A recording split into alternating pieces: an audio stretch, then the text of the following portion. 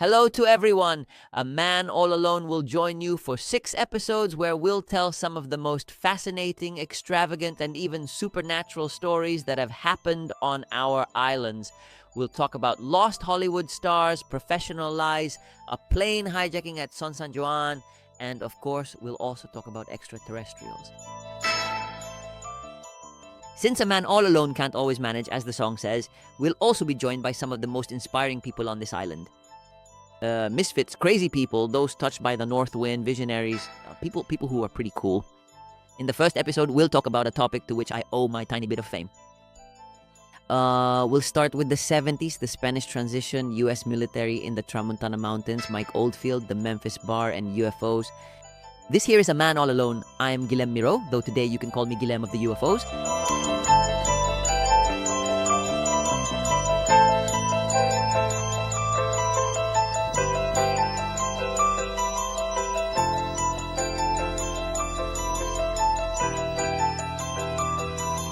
Let's go, we're starting. I'm very excited about this first episode, which is about a topic that hits very close to home for me. For those who don't know, I'm from Soyer. I'm the son of Margalida de Saluna and the son of Master Andreu. Therefore, I'm lucky, or I have the privilege of having had very direct sources for this extraterrestrial case. Since there's no written record of the info I'll share today, you can find very little online because it's from the 70s. There are no videos either, just small documentaries where you only find fragments and the info. This has been gathered on the street from my parents, acquaintances, friends of friends, and especially many unpublished documents that practically no one has seen. Many of these things that, yes, I'll tell you, can't be verified, you just have to believe them. But I can assure you that the people who told me say it with brutal conviction. And I can't help but believe it. Another thing, this is about UFOs, but I'm not Iker. Jimenez, I'm not trying to be a phony. It's an episode where I'll try to be as honest as possible and tell you what's been passed on to me as best I can. And that UFOs seem to have a special predilection for coasts and specifically for islands. There are underwater bases for these unidentified flying objects. In Majorca, UFOs are seen very frequently, and they are seen coming out of the sea. These strange glowing balls of light that sometimes on occasion even chase after large airplanes. That an incredibly small glowing sphere started getting bigger and bigger until it was hovering directly above our parked car. And from that sphere, a second smaller object was slowly released that went straight to the sea. A vibrant, pulsing red color, it fell into the deep sea. The sphere, when the gentleman got very nervous, well, it suddenly disappeared behind the mountain. This was the first encounter I had. You've just heard Jimenez del Oso and Joan Call in an interview on a wonderful program that I'll send you the link for. So, to provide some context, Soyer in the 70s was the most important meeting point for European ufology during the 70s and early 80s. It brought together experts from all over the world who came to see UFOs. Parapsychologists came. They produced a German documentary, an English documentary, and I know there was also a specific documentary from Spanish radio and television, and Jimenez del Oso came more than once.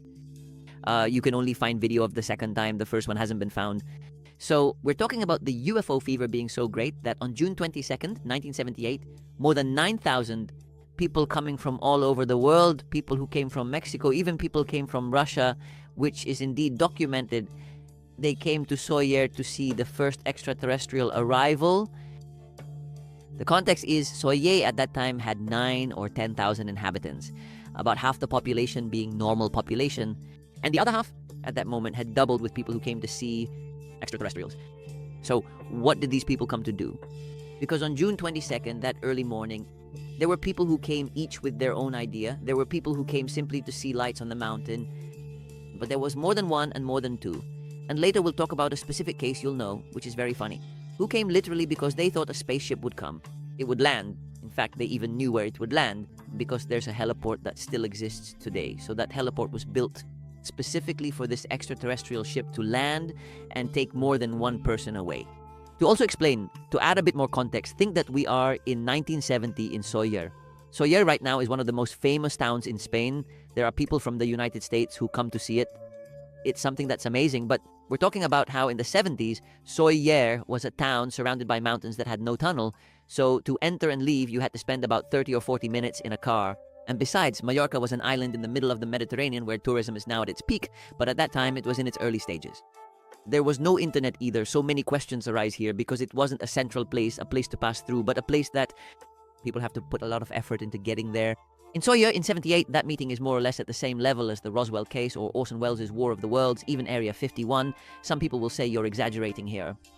Well, I'm exaggerating. A little bit, but only a little bit, because if we follow the documents that were published during those years in many national newspapers, even German ones from England, some Russian, there's a very small Russian document, and then many specialized magazines with a magazine called Stendek, which is in many languages and was at a European level being translated.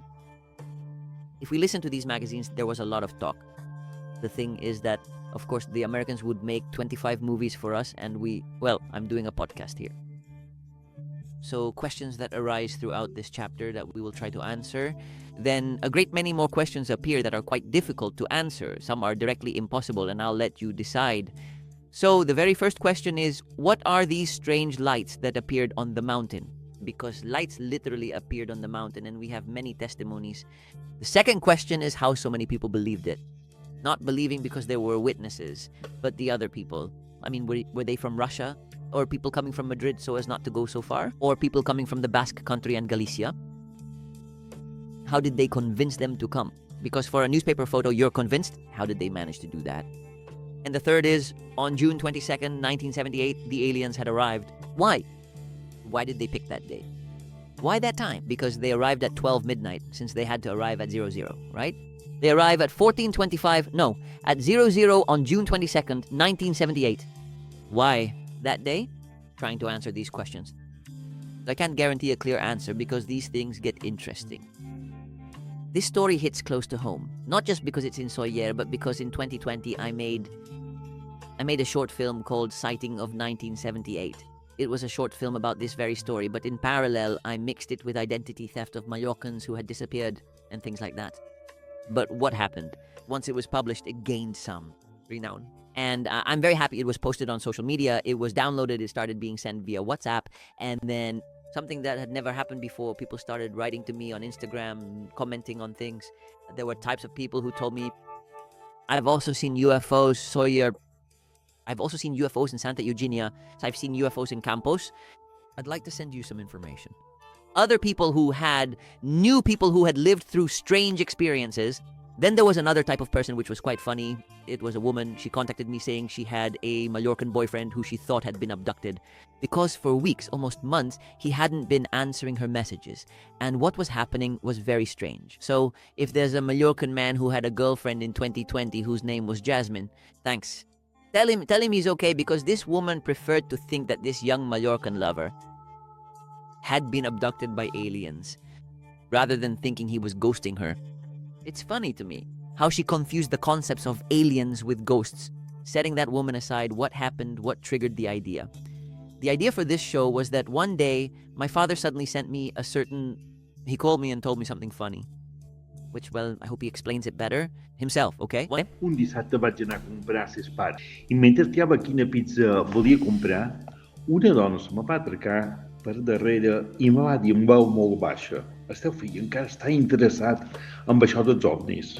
I modela mentre caminava i sense mirar-me. Semblava que ningú pogués veure que estaven conversant. Li vaig dir que sí, i ella va seguir xerrant-me i triant productes i posant-los dins el seu carretó. Digue-li que tinc una carpeta amb informació que ningú sap. Va seguir comprant, posant productes dins el seu carretó, i quan va passar prop meu, en sucat cot, va dir: "Ja me diràs coses." Finally exited through the heavy front door. And she was never seen again. No, Lai. What happened is that this woman, I looked her up on Facebook the next day and discovered that, curiously, she was a neighbor where my father and mother lived. I went to see her, and it turns out that Florentina Torrens is the niece of Joan Cole. Joan Cole was the main instigator, as I said before, of the UFO movement, and also owner of the Memphis bar, which we'll talk about later. I know I'm doing a lot of preamble, but I think it's necessary to go step by step because there's a lot of information to digest. So a bit of historical context of Sawyer at that time. Sawyer, a town in the middle of the Tramontana Mountains, as I said before, difficult to access because there was no tunnel. The Spanish transition was happening from the 70s to the 80s. That was happening more at a national level. Besides that, there was the American presence in the Tramontana Mountains. What does that mean? That at the very top of Puig Major, there was a military base that is called EVA, 07, which was inaugurated in 1957 by General Franco himself. Later we can explain it better. It's significant. So a town at that time, so isolated, suddenly they put a military base where Americans come all day. That generates funny synergies. Also, what else was happening in Soye? Soye is a town that had a lot of culture. It was famous for that. A notable Diario de Mallorca article titled Death Cinema Soyer has a rather strong headline, which is the success of cinema in Soyer is linked with multiple factors. Why does it say that? Because back during that time, in the 70s and 60s, and even before then, there were 17 cinema theaters. They hosted theater performances and even magic. With 17 theaters, today in Soyer, there are 0 theaters. Things that happen, it's culture that, well, goes downhill. Why do I say this? Because it's a town where many movies were screened, and that has to do with the imagination of extraterrestrials. Just out of curiosity, what movies were screened in Soyer? Well, the Star Wars movies, some by Bruce Lee like Enter the Dragon and so on.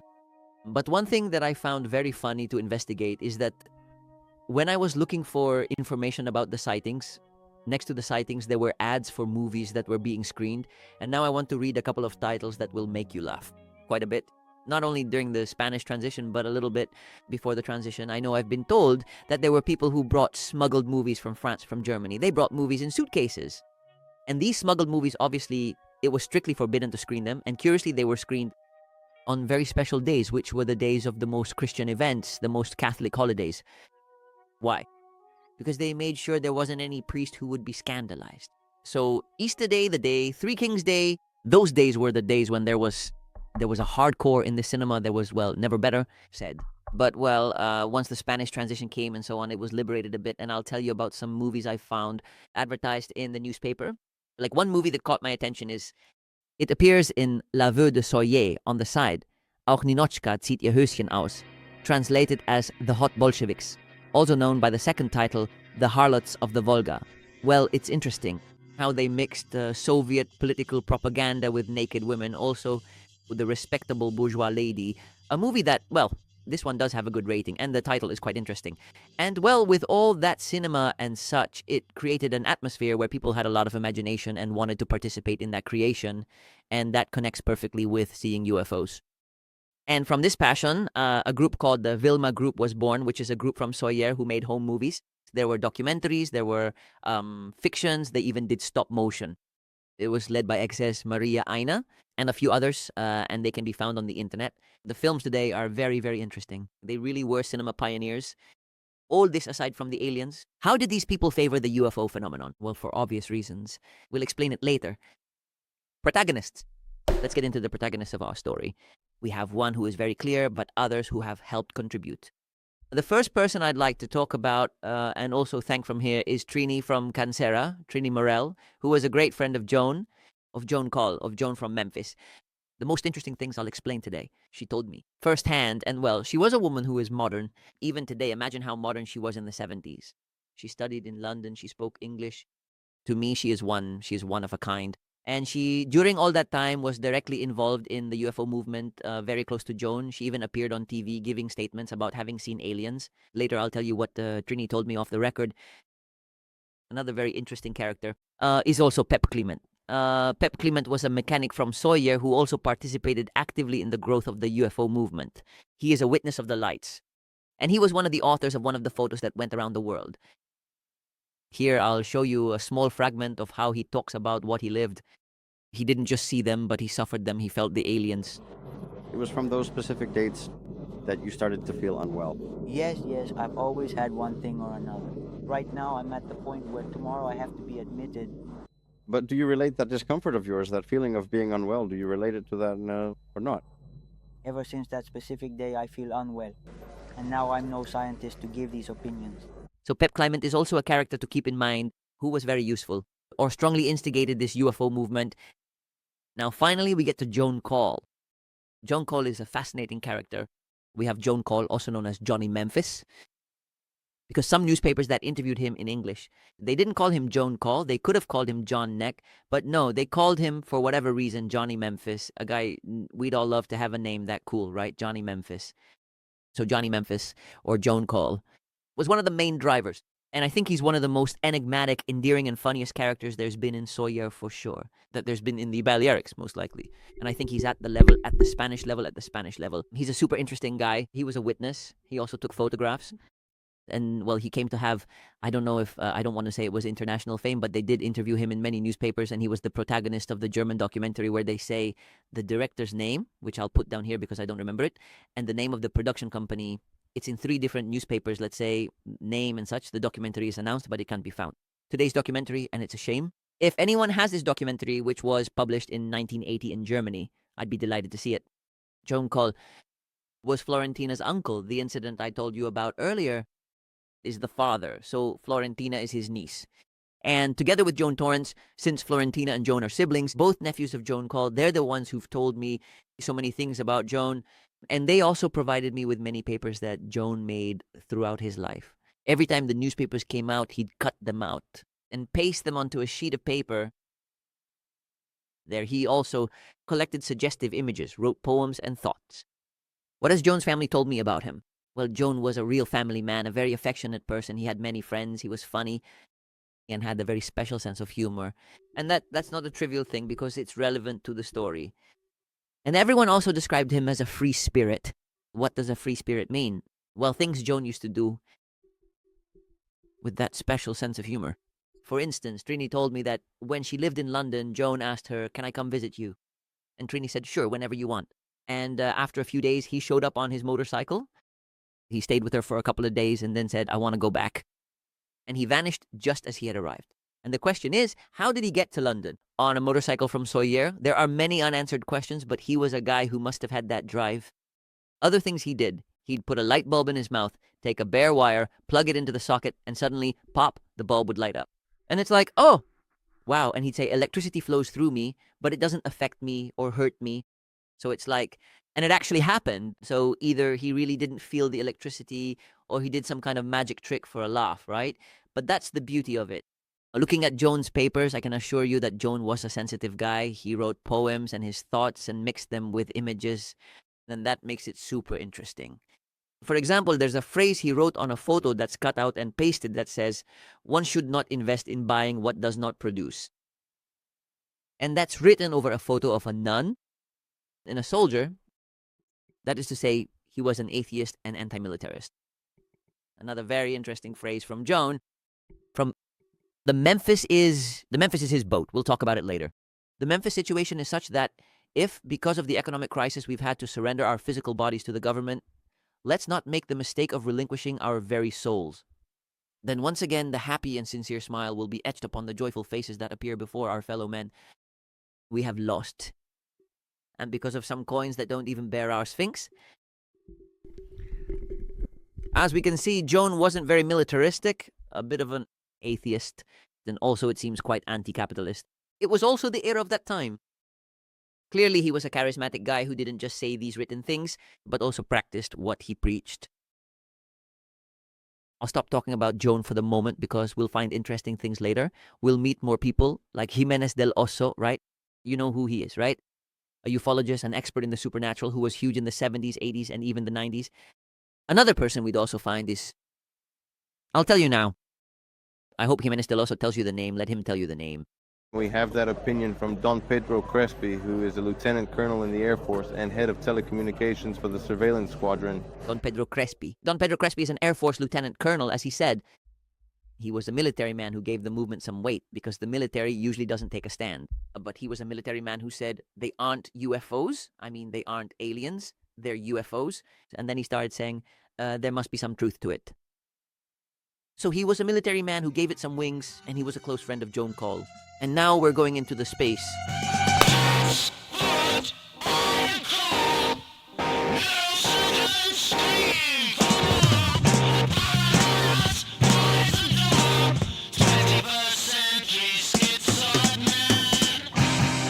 I know everyone wants to get straight to the point of what happened, but let me explain just a little bit about the space because it's actually quite interesting. Because we've talked about Bar Memphis, which Joan Cole owned. What's important about Bar Memphis? Bar Memphis is basically, it was the space where everyone in town went to have a talk with Joan. And it's where all his ufological fever was born. And this bar is quite fun. Because there are even opinion pieces in newspapers that insult, defend, attack. I mean, it was a bar that was, to say the least, controversial. And you can find every kind of opinion. For example, when you entered the bar, there was a phrase written right as you walked in. You'd see the phrase that said, "You do not come here just to see what is inside, but to forget what is outside." And that fits perfectly because when Joan started presenting the bar, the first thing he did was put up black curtains. It was a bar with glass windows, and you could see from inside out, from inside in, from outside in. He put up black curtains so you couldn't see inside, and when you were inside, you couldn't see out either. So that gave it a mysticism. What happens in the Memphis stays in the Memphis. So the clientele was very, very varied. There were people, many people from the town, but it was also the bar where more tourists went. Not tourists, but people who lived in Sawyer but weren't from Sawyer. Like, for example, the military. Why did the military go to that bar and not another one? The American military. Because they say John must have had very good musical taste or whatever, and he had a jukebox. And he was the first to play rock. He played King Crimson, he played the Beatles, he played Mike Oldfield. So, of course, that had a vibe. And the people of Sawyer would come in, they play proper music here. And that also attracted the Americans, obviously. On the walls, what was on the walls of Bar Memphis, he would cut out newspaper clippings. And the more international, the better. And he would stick them in frames on the wall. Besides all that, there was also something very interesting that Joan had, which is that when you entered at the very back, Bar Memphis was presided over by one of those Buddhist goddesses with many outstretched arms. I was carefully saving this little bit about the statue because this statue story has many twists and turns. It was also decorated with paintings by Lars Lawrence, a Coco Chanel model who lived in Sawyer in the 70s and bought a house on Moon Street, which is the main street. As you know, well, she was a model but also a painter, and she painted works that were, they say, very impressive. I haven't been lucky enough to see them because they vanished, like so many things. And they were very surrealist paintings and very full of color. And they say that sometimes this girl didn't have money to pay, or for whatever reason, she'd give Joan paintings and Joan would treat her. It's not known who started it, but Joan loved having those paintings scattered all over the place. This woman also has some very funny stories that we'll tell later on. Why did the bar have a bad reputation? Because so far we've only told good things, maybe a bit extravagant. Well, because Joan had his quirks. And as we've read before, he was a bit anti-clerical and sometimes he'd dress up as a priest just because to preach, to put on a show for the customers, I imagine. In fact, I've been told, I guess I can tell it since it was told to me, it shouldn't be a personal state secret. Trini told me she got married in the local Memphis bar, married in literal quotation marks, a fake wedding, because the person who married them was Joan, quite dressed as a priest. And she was in a wedding dress and all, and they put on this act where Joan played the priest. So you can imagine that the more traditional people in town might not have found it so funny. Another thing that gave it a bit of a bad reputation was because there were, or it was suspected there were, a lot of drugs. Everyone who went there told me there weren't actually that many drugs. It wasn't like that, you know? The hard drugs were at another bar. What happened there was they had a great time and hit the bottle, just like everywhere else, and I guess some weed was smoked because, well, and a few other things too. A story I can only tell up to the point she went inside was that one day, this famous Coco Chanel model, we don't really know exactly how, happened to find a vintage tricorn hat. She actually had a particular civil guard tricorn, and she simply couldn't seem to think of anything else at all, anything else to do but strip naked. Then she went stark naked down Moon Street until she reached Constitution Square. Imagine, in the 70s, almost 80s, a woman who's a Coco Chanel model, blonde, tall, thin, stark naked with a tricorn hat on her head. What did this woman do when she reached the square and caused a scene? She walked into the Memphis bar, and what happened inside? Memphis bar? Well, it stays in the Memphis bar. If you want to hear the story of what happened, you have to meet me at the Memphis bar, because what happens in the Memphis bar stays in the Memphis bar. You get me? I've been told what happened, but it was told to me by someone who met me there. These must be respected. The irony of this bad reputation is that it's well documented. Joan would cut it and paste it up. We often find various articles in the newspaper where they claim that the Memphis bar is full of druggies, but to be honest, druggies is an understatement. They say they're atheists, that they're heretics, that they're satanic. Of course, they attack from that angle, and Joan was delighted because he was as atheist as they come, as we've seen. And it's also funny because people would talk back to him, including Margalida Miro, who Curiously, Joan and Guillermo, because she's my young aunt, and she went to the Memphis bar very often. And then she told me it was a wonderful bar and that her friends used to go there every morning for coffee because Joan was the nicest man in the square and the friendliest guy. And he also made them laugh and they had a great time. Mind you, she wrote an article with her friends defending the Memphis bar, but the article ends by saying, "Don't move us from outside, don't go inside." In other words, she defends it, but she hasn't peeked behind the curtains, right? I find that funny too. It's defending it, but hey, watch out. What's going on here? In short, the Memphis bar was the perfect bar. The bar we'd all like to have near our house. And Joan was the waiter we'd all like to have, I imagine. We also have to say that in the 70s, people were more conservative. So we can understand that this bar was a shock, but this bar was very successful. And the people who went in faced quite a stigma. So why was it so successful? This bar, a very regular clientele that Joan had were the Americans from the military base who showed up there with Ray-Bans. They were tall, strong guys because they were all military. They say they were the first black people to arrive in Soye, and they also came in a Chevrolet Vega, I'm told, with 8 valves.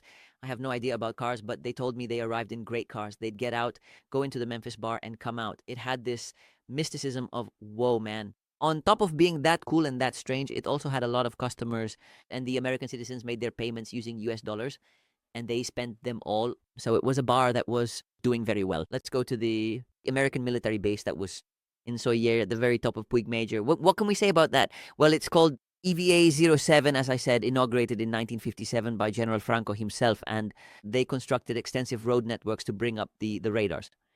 And it's a very high-quality radar system, which is something truly remarkable. And in fact, they say that at that very time, the radar could see even planes from Turkey. So they put military, very high-end technology in Majorca to be able to control the whole Mediterranean. So that base was no joke. So we understand that the lights that are seen of strange things, maybe there really were strange things there because the Yanks are very private and can do their own little things. People who don't speak the language are up and down all day looking at radars. People wonder, what's going on? What do they know? Besides a very large fenced area, that exclusive Mallorcans, and absolutely no one else can enter. So that also gives the feeling of, can you tell me what is going on here? Right? Before getting into the chronology, I promise we'll get into it in just a little bit. The chronology. Think about how from the 70s to the 80s, there was a very strong change. I imagine that everyone, like many people listening to me, can already imagine it. But just to remember, they went from a dictatorship of national Catholicism that squeezed everyone. And everyone had to be the same boring and gray way. Suddenly, this yoke that squeezed everyone, boom, one day, by the grace of God, thank God rather, because the guy was dying of old age, it loosened up. And suddenly things started to become possible. So it was a time when, from what all the witnesses have told me, young people had the feeling that everything was possible. That is, change is possible. Not only is it possible, but it's happening right now. So this doesn't just give hope, but it also gives the feeling that we can create new things. And this makes a bit of sense, connecting with new religions, new ways of understanding the world as new religions entered, or at least new ways of thinking. And that's interesting. Also, remember that another detail is that we were in the Cold War. And, well, we understand each other. Cold War, United States, Russia, nuclear tests. We all understand what the Cold War is. And that gives the feeling of everyone looking up, because we don't know if one day a bomb will fall on us.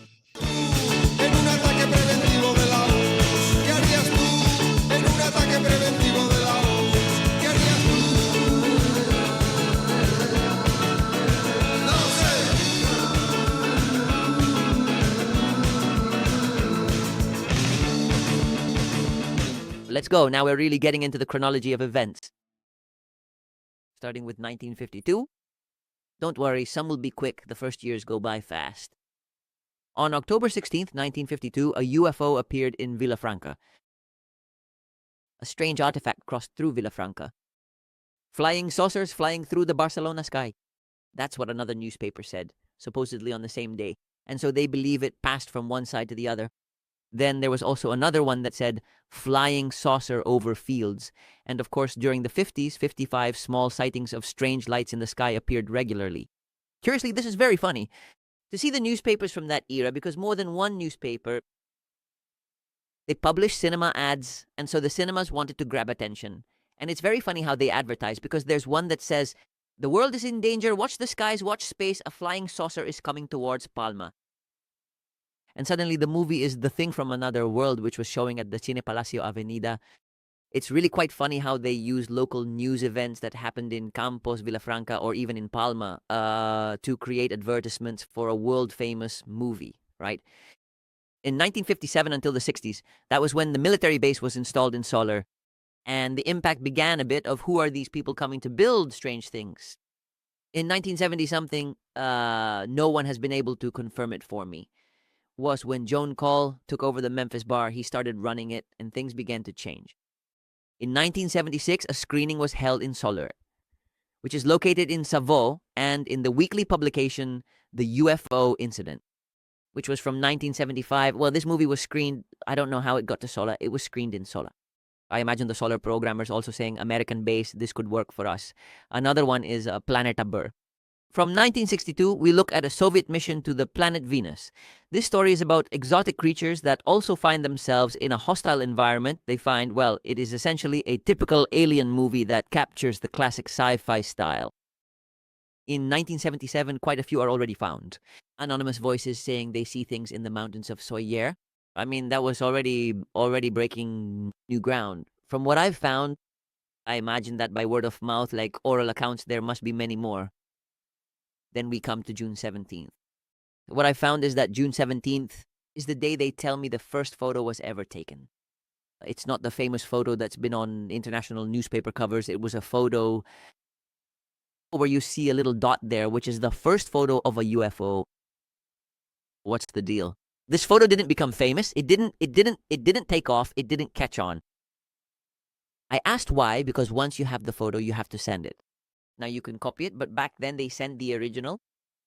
And I've been told that those who took the photo, they did a thing, they sent it to a national newspaper with a handwritten letter saying, we saw this, it's in Sawyer, blah, blah, blah. And they didn't reply, and they were left without the photo. Things that happen when you send a photo back in those days. And of course, it's known they lost the negatives. A photo we'll never be able to see again because it got lost in a newsroom. What exactly happened during July and August of this specific time period? There are many more accounts of extraterrestrials. But the funniest thing of all is where these extraterrestrial accounts are. It turned out that the church in the bell tower installed a radio station run by the church. And there was a late night show where the whole point was that the host talked about the word of God, recited some gospels, and then opened the floor to callers. And what happened was that the townspeople would call in. And why did they call? Well, to explain, to share some of their troubles and get some spiritual guidance, their doubts. It was a matter of, well, actually the function was very, very interesting, like a collective psychologist. What happened was that I've been told that during 1977, 78, around then, just a short period of time before the whole UFO fever was at its peak, one of these mysterious phone calls specifically mentioned the experience of having seen UFOs. And of course, the hosts who were there, they started to play along a bit. And the funny thing is this, that they started to make fun of it, and after a couple of weeks, they called back again. And I suppose I have no proof, but I have no doubts either that the hosts must have been very Christian and must have believed a lot, but they must have been a bit tired of doing a show at 3 a.m. that nobody listened to. So, with the joke of people calling us talking about extraterrestrials, they kept the joke going, until one day that show that seemed like nobody listened to, more people were listening than they thought. They got caught. And they shut down the show saying, these are not things you should be talking about. Now, were the calls for real or were they fake? We don't know that. What's clear is that they played along with them a bit. And the more they played along, the more calls there were, right? And there was one call that I found funny because to give it credibility, he said, no, there were people who were for real because there was one who spoke with an accent very badly. In Spanish, that he was American. So it's like, it's a military man who called a radio station in Asaler from the church. It's a bit surreal, but that's what I'm told happened. The question you're all asking yourselves is exactly what do these people see? Since the year 1975 or even 1974, until 1978 and beyond, what do these people see? We will say that when it first emerges, there is an incredibly great brightness of light shining above the water. Then they observe how the water begins to make many bubbles as it comes out, it seems. And I, being surrounded by all that light, know materially I cannot confirm if it is metallic or exactly what it is. How do you see it? Like a luminous ball? Yes, like a brightly luminous ball. Okay, so a luminous ball that came out of the sea making bubbles. And then another witness that it went up. If we saw it closer, it went upwards and boom, it disappeared. So, what does Joan Call tell us? But there came a time when those glowing orange spheres were slowly drifting over inside Solar. I mean, through the call, right? A number of different cars, well, they've actually clearly seen them, right? I mean, it's not new in SLR. Pretty much everyone has seen something. What can we take from these statements? Basically, the light that so many people have seen is, or the general sequence is, it's a light born from the middle of the sea in SLR, from the port of Seller or beyond. It goes up and then it changes direction radically. It's a light, usually orange turning red, that changes direction quickly and suddenly disappears. Not everyone saw the same sequence, but everyone agrees that it's reddish in color and changes direction quickly. What Joan says makes a lot of sense. And it's the key to why we're talking about this today. It's not that Joan Cole and Pep Clement back then, they were priced quite a bit higher on the various products they were taking from the shelves. We won't get into that here because it doesn't interest us, which it could be, and they're within their rights. But we're talking about what Joan says, that pretty much everyone in a cellar has seen something. And the funny thing is that he's quite right, because in a cellar, many people have seen things. Not everyone thinks they're aliens, but that something was seen is indisputable. Now, the sequence of images. Not everyone sees the same thing. Not everyone sees it coming out of the water. Not everyone sees it entering the town. What Joan says isn't that it entered the town of Cellar and chased people, but it did in the mountains. Also, something very interesting Joan says is what he feels. This happened to Pep Clement, who since seeing this light started to feel unwell. He was even sick for a while. I can't link one thing to the other, right? And I don't want to get ahead of myself because there's still a lot to explain. But it is true that there are people who feel things. They see this light, sometimes it passes over them and they feel some kind of chill. There was a very interesting witness, a woman who explained that while washing dishes in the evening, and she had the window facing the mountain, she saw this and felt a chill that she explained came from her feet, going up to her knees, and it reached all the way to her private parts.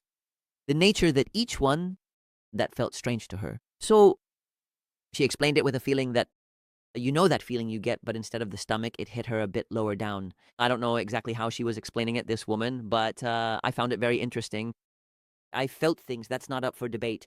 In those years, what happened was that Bar Memphis became more and more famous. Fame? Because it was a bar people liked, obviously, but also because Joan had this mystical side and talked about aliens, UFOs, energies, and later we'll talk about the Buddha or the Buddhist goddess, which attracts a lot of people. No, not just people from Soyer, but that little by little, people from all the islands knew that he was telling stories, and well, it started to attract what they call crazies attract crazies. Not that I want to call Joan crazy, but anyway, hippies, mystics, enlightened ones. Remember that Bar Memphis was presided over by a Buddhist goddess? So what's the history behind this Buddhist goddess? It doesn't have a direct link to aliens, but I think it does give you an idea of what that era was like and what Joan was like. You have to imagine a bar decorated like a normal Majorcan one. Alien stuff, suddenly there's a goddess, and Joan wasn't exactly Buddhist, but he was a product of his time, and so clearly he was an atheist or didn't believe in Christianity, but he was a spiritual person. And at that time, you have to remember in the 60s and 70s, there were the Beatles, the whole psychedelia thing hit hard with the New Age movement, yoga, veganism, new spiritual sensibilities, you could say. And of course, Joan, it's not like he did it on purpose, but he did live that energy and put up a Buddhist goddess that at the time, later we'll explain how that goddess came to be, because it's not easy to get a Buddhist goddess and it has a story. So just as a curious note, the person also directly responsible for it becoming so trendy, Eastern religions, is also a Majorcan. I don't know if you knew. Joan Mascaro, he was from Santa Margalida. He was a direct translator from Sanskrit to English of Lamps of Fire, which was a religious book. I don't know much about the history of religion, but he was a prolific translator of the most significant and influential books on Eastern spirituality, religion, and philosophy for Western audiences directly from ancient Sanskrit. And wouldn't you know it, that Joan Mascaro became so famous and important that there's a TV show where he appears. He and George Harrison from the legendary Beatles, where they engage in a brief conversation, because George Harrison was very much deeply inspired by the book Lamps of Fire, which eventually led him to write the song The Inner Light. And in a way, he dedicated it to Joan Mascaro. It gives us pleasure, gives us something transient. If I drink it, somebody else cannot drink it. But an experience of joy, even the experience of a poem or of a music, of contemplation of nature. We all can have it. And therefore, that higher experience, we call it joy. This is a small aside to explain that we have someone from Santa Margalida, Joan Mascaro, who was also indirectly responsible for there being a Buddhist goddess in that bar. But not only that, he was responsible for the Beatles taking that turn towards India. And so many other musicians.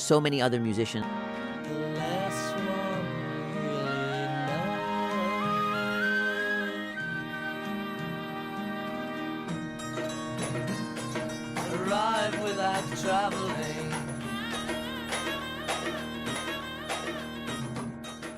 Namaste to the Buddha that was in the Memphis bar. What is a Buddhist statue doing right there in the middle? And, well, Joan attributed a series of properties to it, which is what makes it very special and makes the bar even more impressive. For example, they say that statue didn't conduct electricity. He'd apply electricity and it wouldn't conduct it. Well, curious things. It didn't corrode in water either. And to prove it, Joan put it inside the bathtub that was there in the upstairs flat and ran the water on it. And he says it was in the water for weeks. And he'd have people come over to say, see, it's been in the shower for a week. And it's not corroding, right? He'd prove it to his clients, saying, come and you'll see. They also say it changed color depending on what you felt. That is, you'd look at it, and whether you lied or not, it changed its hue. It gave us that kind of feeling. It didn't burn in fire either. He says if you threw it in the fire and took it out, it wouldn't burn. And one more interesting thing they told me that I found absolutely hilarious is that Joan was there busy washing up the dishes with his hands full, and the music was on loud, and all of a sudden, hey, lower the volume. And from the statue, suddenly the volume would go down. But of course, I find it hard to believe the statue, basically, unless it was 500 years ahead of the technology in Amazon's Alexa. It could be that it was ahead of its time and Joan had invented through mystical powers an Alexa. That's the charm, the connection between spirituality and current technology. But, well, that's for another podcast. But the other view is Joan does some kind of magic trick, some kind of deception to make people believe the volume went up and down by talking to the statue. Let's put that aside for now, because we'll talk about the statue again, but just to tell you that the statue was also called a magnet because many people went there and it was part of a whole year of the same thing. There are aliens coming to visit us. They'll come looking for us while the statue gives off a series of energies, and maybe they've come because they're attracted by this statue. It was all part of the same magical cosmological universe, right? Back to the main point. On the 11th of every month, a group of people went out to see extraterrestrials. Joan Cole and Pep Clement were the main instigators, but anyone who wanted to could join. At first there were 5, 10, then around 20. Well, the numbers fluctuated more or less. A common trip or a common plan on the 11th of every month, they went out to see UFOs. Think about it. Back then, there were no tunnels. We had to come from further away, spend a lot of time driving, and also go to the top of Puig Major, which is an hour's drive. An hour up and an hour down. And at the top, there's nothing, and sometimes it's impressively cold. It was like going out to party, right? They went to see UFOs. I won't say it was healthier because we don't know what they were taking up there, but well, I'll take it. At least we're getting some exercise. Oh, and one thing worth mentioning that happened that same year is that on November 12th, Steven Spielberg's movie, Close Encounters of the Third Kind, was released. Which isn't a coincidence. I don't know if it is. They screened the movie. And did that inspire people to think more? Or did the sci-fi film industry say, hey, this is really trendy right now, so we'll put out this movie that's going to be a hit? I don't know which came first, but I find it to be a curious fact. Now we're finally in the year 1978, the most important year for national ufology. This year, things really start to pick up speed, and there aren't just photos, but videos, graphic evidence, and a major encounter at the end. But before we continue, remember that this is just one man alone. I'm Guillaume Miro. I'm currently recording at home this absolutely wonderful podcast. It's 3 a.m. And let me leave you with some beautiful and relaxing music while I enjoy my coffee. Thank you very much.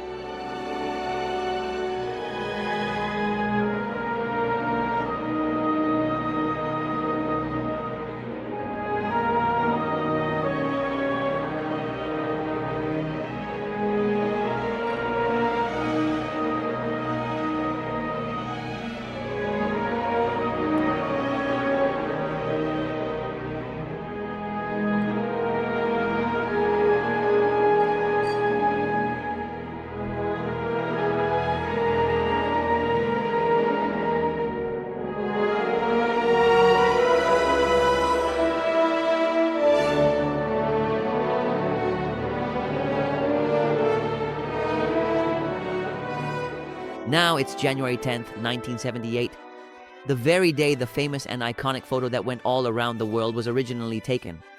This was a photograph taken by Pep Clement and Joan Call from the Solar Market show. This specific photo was published in El Pueblo, Las Provincias, El Mundo, ABC, El País, and in many other major newspapers, including La Vanguardia 2 and El Periodico. Well, it was seen everywhere. This photograph also reached as far as London, Germany, France, and Italy. It truly reached everywhere across the entire globe. So what makes this photo special compared to the previous ones? Basically, because this photograph exists. The previous ones existed, but they were either lost or not published or whatever. Like I explained before, a photo that supposedly proved the existence of a UFO was lost in a newspaper office. So this one does exist, it was published, and once a newspaper publishes it, you can imagine it starts being replicated everywhere. And it had like a domino effect, and it was published in Spain, in the newspapers El Pueblo, Las Provincias, El Mundo, ABC, in many of them. It also reached international newspapers, making the international leap. Why did the photograph make that international leap? Some people say that what happened was that many tourists went to the Memphis bar, many outsiders, and among them there was an English journalist who works for the Daily. Oh, I don't remember the name. The Daily Today, something like that. Anyway, one of those more prestigious newspapers. And for whatever reason, he presented this photo of Jones because he knew him. He told his boss he'd do something. And he wrote a footnote article, just a small one, but it was more successful than expected. Then, of course, it started being replicated. It was also published in Italy, Germany. And what we said before, those small UFO magazines. Of course, if a major newspaper publishes a photo that you don't have, well, here, I guess envy kicks in, a desire to investigate. So that led magazines like Stendhal to be very interested in the photo, and they published a magazine distributed throughout Europe, translated into different languages because people participate. It's a very interesting magazine you can find. People participate. They still publish it. It's much simpler now. It was people from all over Europe explaining what they had and hadn't seen. So it was translated into different languages and published like a fanzine. It's super interesting. So they dedicate an entire chapter to the photograph and explain if it's manipulated or not. And then the explanation they give you is, of course, they're very serious people, and they take the photograph. Could this be made with bleach? And they do test to see if it's made with bleach, if it's made with whatever. They asked Joan for the original, and they scratched it. Then they prove that the photograph is real. And the light that's seen is real. So there's no doubt whatsoever. And that, of course, makes the snowball get bigger and bigger. But also, it doesn't end there, because this photo, besides being published across half of Europe and being everywhere, something happened that gave it even more wings or added more fuel to the fire. What happened approximately 3 or 4 days after the photo was published in the media is that the military personnel suddenly appeared. A military car arrived, and they got out and proceeded to enter the Memphis bar. And they said to him, "Joan, what do you have?" And I've been told Joan was thrilled to see the military telling them, "Thank you, you finally come, because I'm all alone investigating. So come to my house, I have many things." And the military, yes, of course, we want to see it all, But it turns out the military didn't go with the intention of, "Thank you, Joan, we'll include you in the UFO investigation." No, they went to his house, they say they were very polite. Joan started showing them everything, and obviously the military weren't there to help him, but to seize the material. So they took all the photographs, all the writings he had. If it wasn't enough that the photo was going around half of Europe, then suddenly the military comes. That made another news story and gave it even more credibility. If before it was a light, they didn't know what it was, now we still don't know what it is. But what we do know is that the military doesn't want the truth to be known.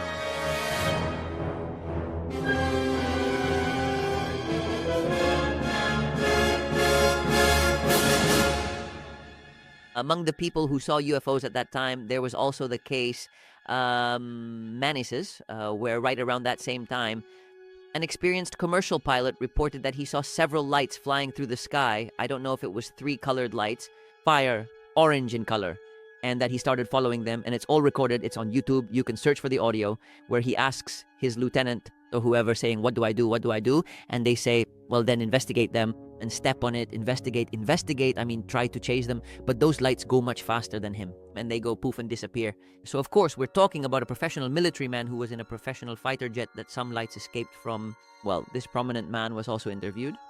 And he also filled the front pages of newspapers. After all that, there are also witnesses from Sawyer who frequently went to see aliens. There are people who directly said, what are we doing tonight?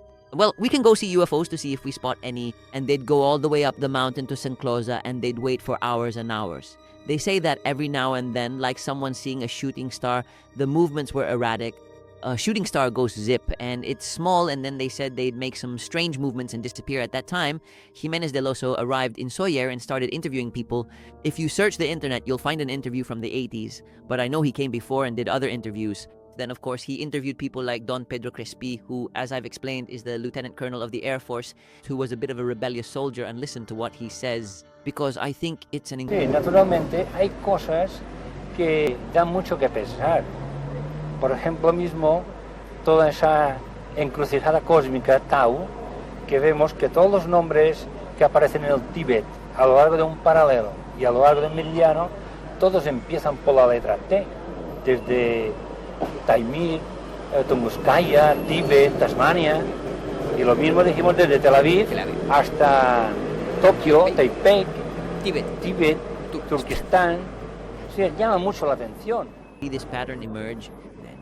Of course, this soldier gave it even more wings, and he was also a friend of Joan Cole and helped him in his investigation, so to speak. But he was a deeply skeptical individual. I'm a soldier. I believe in the truth. I don't believe in UFOs. But as I told you before, he said the well-known and famous phrase, there must be some truth to it. And now we come to what I find most interesting, which was the day that Joan Cole was forcibly abducted. Or at least, that is what he said.